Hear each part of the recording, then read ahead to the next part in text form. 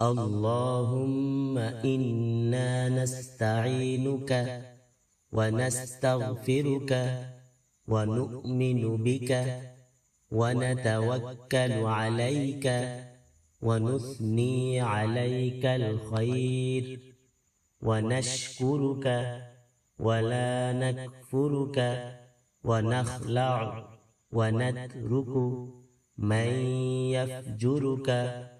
اللهم إياك نعبد ولك نصلي ونسجد وإليك نسعى ونحفد ونرجو رحمتك ونخشى عذابك إن عذابك بالكفار ملحق. দোয়া কুনুতের ফজিলত অনেক। একটি আল্লাহর নৈকট্য লাভের আধ্যাত্মিক পরিশুদ্ধি, হেদায়েতের ও বিপদ থেকে রক্ষা পাওয়ার একটি শক্তিশালীর মাধ্যমে যা ভিতর নামাজ পড়ার হয় এবং এর মাধ্যমে আল্লাহ তাআলার কাছে সাহায্য, ক্ষমা ও রহমত চাওয়া যায়, যা হৃদয়কে নরম করে, ঈমান বাড়ায় এবং অন্তরকে প্রশান্তি দেয়। এতে আল্লাহর প্রতি নির্ভরশীলতা বাড়ে, সওয়াব অর্জিত হয়। দোয়া কুনুতের প্রধান ফজিলত আল্লাহর নৈকট্য লাভ। একটি আল্লাহর সাথে বান্দার সম্পর্ক গভীর করে এবং অনুগত্য ও কৃতজ্ঞতার শিক্ষা দেয়। ক্ষমা ও রহমত, এটি গুনাহ মাফ এবং আল্লাহর রহমতের লাভের একটি উপায় যা অন্তরকে নরম ও পবিত্র করে।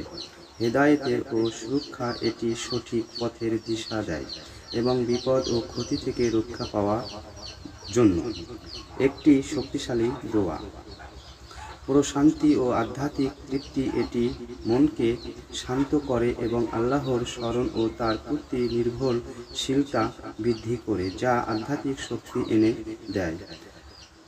আত্মবিশ্বাস বৃদ্ধি, এটি কঠিন সময়ে আল্লাহর সাহায্য চাওয়ার মাধ্যমে সাহস ও শক্তি যোগায়।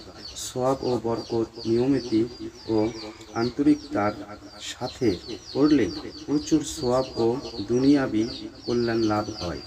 কখন পড়া হয়?